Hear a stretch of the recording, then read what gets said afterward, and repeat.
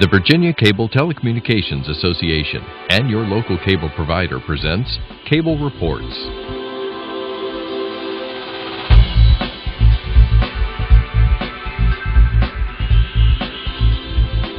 Join us now as Cable Reports brings you up to date on current issues facing the Commonwealth through discussions with your local legislators and other policymakers from across Virginia.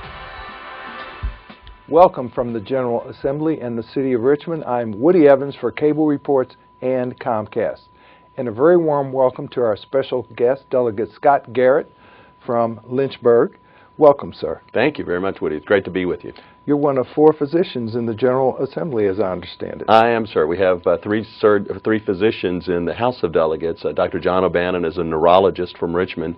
Dr. Chris Stolley is an OBGYN from Virginia Beach, and I'm a general surgeon in Lynchburg.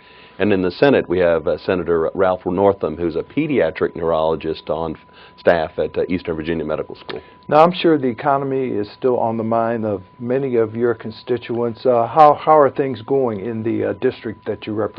Surely. Well, I have part of the city of Lynchburg, part of Bedford County, and part of Amherst County. So we're very much in the center of central Virginia. We're blessed because our economy is fairly diversified. We have 3 economic sort of legs of a 3-legged stool, if you will, that are holding up our economy. We do very, very well in healthcare issues. The hospital system there, Centra, serves a very large catchment area and is the receiving hospital for a very large area. High-tech issues. We have nuclear technology. We have wireless communications folks in our area, and that raises the bar, raises the tide, if you will, for all of the boats. Sure. That requires our engineers and folks with higher-paying jobs and a lot of higher tech assets and intellectual assets and so forth that we bring to bear. And we also have higher education. I've got 5 colleges within a very short distance. Liberty University, obviously, sure, being the largest, but Lynchburg College and Randolph College, Sweetbriar College, and a very, very good community college at Central Virginia Community College. So we're very blessed in that regard. We're not just a one-trick pony. Absolutely not. Now, tell me, the statewide average unemployment rate, I believe, is about 5.5% now. How does that compare to your district? No, I think we're pretty close to that. Those numbers are sometimes a little difficult to follow, so we have to take the data as we get it. I think more importantly is when you get out in the district and you talk to folks and you find out how are they doing.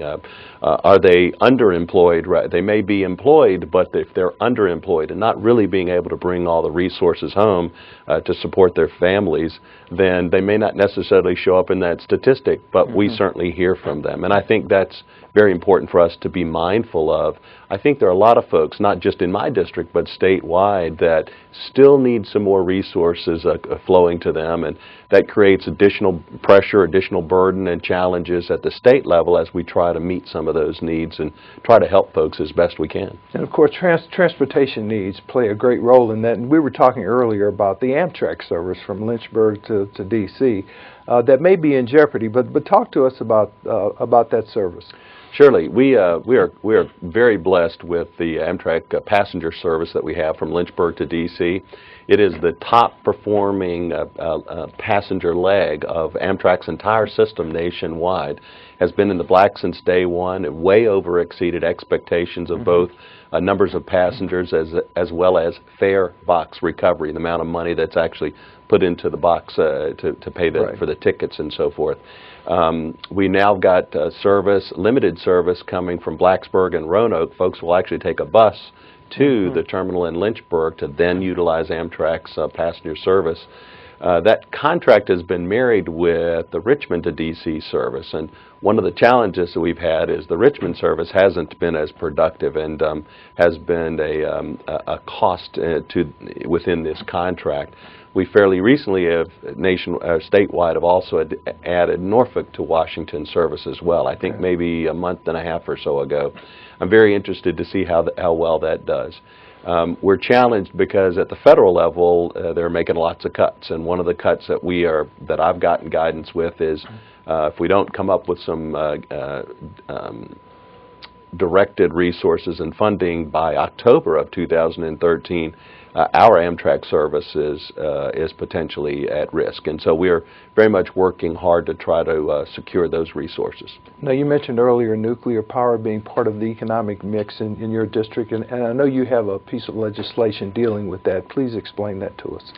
Surely. I have Areva and Babcox and Wilcox. They are two of the nuclear service companies. They service a large percentage of the nation's 104 nuclear reactors, and they're right here in Central Virginia, in Lynchburg, in my district. A number of the private sector nuclear industries across the Commonwealth, the Dominion Power, Huntington Ingalls, the Navy shipyard with Navy Nuclear, and have been in conversation for the last year or year and a half or so with our higher education institutions, our colleges and universities that have engineering programs, specifically a handful of colleges that have nuclear engineering programs, to try to establish a platform that they can collaborate, that they can work together and collaborate with research and development, with taking their intellectual property. A lot of these companies can work through, they may have the engineers, they may have some of the intellectual capacity to take nuclear energy to another level, but they may not necessarily have the marketing or the skills, or they may not necessarily have the research lab space, or they may need to collaborate with one of our academicians. So my legislation will create the Virginia Nuclear Energy Consortium Authority, which will be a governmental political subdivision of the Commonwealth. That umbrella will then create the Virginia Nuclear Energy Consortium, a consortium of private sector nuclear energy, folks in the nuclear energy industry, as well as higher education, along with nonprofits. Provide a table that all these individuals can come together and collaborate with, again, research and development, and working through some of those opportunities, educational opportunities, workforce training opportunities. The intent is to try to continue to assure and affirm that Virginia, in fact, is the energy leader for, at least for the East Coast, and I'm hopeful for the nation. And nuclear power is very important for us all. So I'm very excited about this legislation. It's moving forward quite well. Great. Temporary assistance for needy families is the subject of some discussion this session, especially as that relates to making sure it's consistent with federal law, which prohibits the use of some of that money for activities which are frowned upon. Talk to us about that. Well, last year, February of 2012, the feds passed legislation that mandates that the state assure that folks receiving temporary assistance to needy families, TANF or TANF funds, that those funds are not spent for the three things that are statutorily defined: in liquor stores, in gambling, casinos, and so forth, and in facilities that provide adult entertainment, not education, but entertainment. So I was very surprised to find the Code of Virginia, there is nothing is stated in our code. There's no statutory prohibitions for what you can't spend that money for. That money is intended to be spent to pay your utility bills, to give families that are in short-term need. It's intended to strengthen our families. It's intended to strengthen folks getting back to work and this type of thing. So several of us, Delegate Riley Ingram of Hopewell and Delegate Tony Wilt of Harrisonburg and myself, have introduced legislation to place into the Code of Virginia these prohibited facilities and places and opportunities for folks to spend this money that's not intended at all for its resources. I understand some of those funds are issued by way of an electronic card, and there may be a way to enforce it at retail establishments, but the cost of doing that may be prohibitive. Woody, that's exactly correct. Today, the TANF funds, about 90% are distributed via debit card. About 4% are distributed by direct deposit into an individual's checking account or savings account, and about 6% are distributed via just straight checks. Well, depositing money into a savings account or a checking account or a check, in essence, is cash. Now, they need cash to be able to, again, to pay electric bills or those types of things. The challenge is when you put these resources on a debit card, we don't have a way of tracking that. the state instituted a program as a way of tracking SNAP, Supplemental Nutritional Assistance Program, or food stamps program. And that's about a $3.5 million expense to the Commonwealth to be able to track, to assure that folks in fact are using it for nutrition and supplements and so forth for their children and for their family, rather than wasting those monies on cigarettes, tobacco, lottery tickets, this type of a thing. So the legislation we've introduced this year is to begin the conversation. It's to begin an educational process to make sure that folks that are receiving TANF understand it's prohibited for them to spend those, to waste those resources needlessly on these prohibited activities. And then we'll look perhaps next year at possibly creating a comparable program as we currently have with food stamps or SNAP recipients. Now, there are a number of caucuses that members of the General Assembly are involved with, but I know there are at least a couple that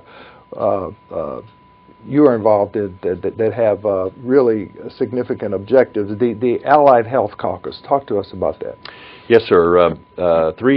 4 years ago now, when I began serving here in Richmond, I partnered with Delegate Rosalind Dance from Petersburg. She is the only registered nurse in the General Assembly, and as a surgeon, we wanted to create a forum where all of the healthcare and medical folks could come together to discuss particularly those contentious issues that tend to divide us, not politically divide us. They're not Republican-Democrat issues, but they're issues that sometimes can be fairly complex or complicated in the healthcare arena. The initial issue that we discussed was Lyme disease. It's a very challenging issue that is very much a challenge, particularly in Northern Virginia, some of the more urban areas. So we co-founded, Delegate Dance and I co-founded the Allied Health Caucus. We meet every Friday morning during session and have a different topic each week to shine light on some of the issues statewide that we address. We address autism, we address obesity in children. This coming week's session will look at innovations in medical care. Last week we had the state epidemiologist come and give us an update on the influenza statewide, on Lyme disease, some of the other issues that we see and that we as legislators representing our folks back home oftentimes get questions about. So that's really been a great asset. It's been a lot of, I've really enjoyed that and learning and meeting a lot of the folks around, particularly here in Richmond, that are involved. Another caucus that was just started last year that I'm a founding member with is the Business Development Caucus, and we had some new delegates into Richmond who are very sharp and savvy entrepreneurs and business men themselves, and they saw a need statewide for us to raise the bar with our small businesses, working on jobs and getting people back working again. Very interested in workforce development issues. We look at tax issues to try to some of the tax preferences and tax credits that are out there now for our small businesses, and we've been quite successful thus far. We've had statewide meetings to strategically, regionally, to try to get input from particularly the business community about what do we need to do, what issues, where does Richmond get in the way of our small businesses and regulations that are undue or perhaps overly burdensome or perhaps outdated. So very excited about the work they're doing as well. Good. And of course our transportation infrastructure is critical to further business development and to the overall economic wherewithal of the Commonwealth. And of course that's one of the governor's signature initiatives, elimination of the gas tax with a number of other moving parts. I understand that several bills have been combined into one now. Tell us what the lay of the land is now and what reaction you have to the transportation proposals that are before you. Surely. You are correct. As we sit today, these moving parts have sort of been tried to put together under one umbrella, but even that umbrella still has moving parts underneath it. As it's currently before us, the proposal is, in fact, to get rid of the gas tax. The state tax on gasoline has shown to be a decreasing source of revenue over time. As we get more energy efficient vehicles, as folks choose to switch to alternative fuel vehicles, hybrids and electric and so forth, we're just not seeing that long-term opportunity just isn't there with gas tax. And of course, inflation has taken a huge toll. And inflation has. When the gas tax, I don't believe, has been raised since 1986 or 87. Yeah. And in those dollars, I think the 17.5 cents statewide would now be about 8 cents. The governor, I think, has fairly creatively put forth a very innovative program looking to raising sales tax a small amount statewide to try to, but cutting the gasoline tax as a way of trying to make up some of the difference in what we are currently seeing. If we continue on the same path we are now, Woody, we will have no money by about 2017 to put towards construction. We won't have the capacity or the resources to build new roads, new bridges. All of those monies that would be generated at that time would simply be put towards maintenance. So that's a huge challenge. In our area, in our part of Central Virginia, we don't have an interstate. We don't have the congestion issues that our friends and colleagues in Northern Virginia and Tidewater have. In the city of Lynchburg, our city manager and city council has done a great job using the Department of Transportation funding that comes to the city to keep up with road maintenance and so forth. Our pavements in our city, we've got some issues right now with some CSO projects that tend to disrupt traffic and disrupt some streets for lengths of time. But I think our road quality is about 93% with a goal of 82% statewide. One of our challenges is we've chosen to put some of these tax resources towards keeping the roads in great quality, clean, safe, and so forth. And that choice meant we didn't have that same resources to put to other opportunities. Other communities chose to put it to some other opportunity. Their road quality has deteriorated, so now all of a sudden they will preferentially get a little bit more resources, but it's because of the choices that they made. We will get less resources, and yet won't have the benefit of some of those other opportunities. So that's one of the challenges that I have with this. There are folks that don't utilize today, they don't drive a vehicle, they don't pay gas taxes, and yet they certainly pay sales taxes. The proposal is to raise it 0.8%. So if you spent, let's see, what would that be, about $80 on $10,000 of consumption a year, and it is a tax, and it's an increase in that tax. At the end of the day, I think our task is to try to help folks understand we all benefit from transportation, whether we drive a vehicle or a truck or not. And I think that's part of the challenge we had. I just recently spoke with the governor to that point. We need better buy-in statewide.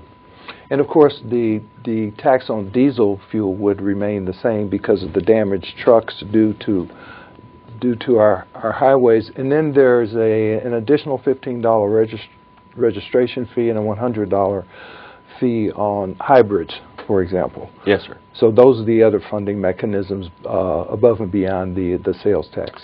That's correct. And I think there's considerable interest in trying to establish a lockbox, meaning those funds would be dedicated, placed into a lockbox, placed into a fund that can't be raided. It can't be drawn from for other needs. As important as those other needs are, if we're going to look folks in the eye and say, trust me, we're going to take these resources and we will apply them to transportation needs, we need to be honest with ourselves and do that. So that's a bit of this moving target that we have as well with the package. And of course, the Commonwealth has competed successfully against Texas and other states over the last 10, 15 years as being number one in terms of a business-friendly environment. However, we lost that rating recently, and I think a lot of it had to do with our transportation issues. And that's certainly what I've been told as well. We're down to 3, but we're still 3 out of 50 states, and that's not a bad place to be. Now, no one likes to rely on the federal government for anything, especially these days, but part of the plan does rely on Congress passing a law that would allow the taxation of retail sales online. Now, we're supposed to pay those taxes already. Correct. But very few people do. that reliance may be misplaced. Some people suggest it is part of the package, but I'm sure with the amalgam, that issue will be discussed and resolved as well. I think so. And to your point, we've got bigger problems coming out of Washington than we'll ever have coming out of Richmond. There are still considerable challenges with this sequestration, with trying to figure out what the fiscal impact will be on the Commonwealth. A high percentage, I think about 30% or so of Northern Virginia's economy is very directly tied to national defense and expenditures on that part. I think 30 or 40% of the economy in all of Tidewater, with the shipyards and with the military presence there, is directly tied to national defense spending. So, and those are all in the crosshairs. There are billions and billions of dollars that are supposed to be taken out of those programs. So I think the Governor and the General Assembly has very wisely looked to the possibility that we need to have contingency funds available depending upon what the federal action is, what those actions become.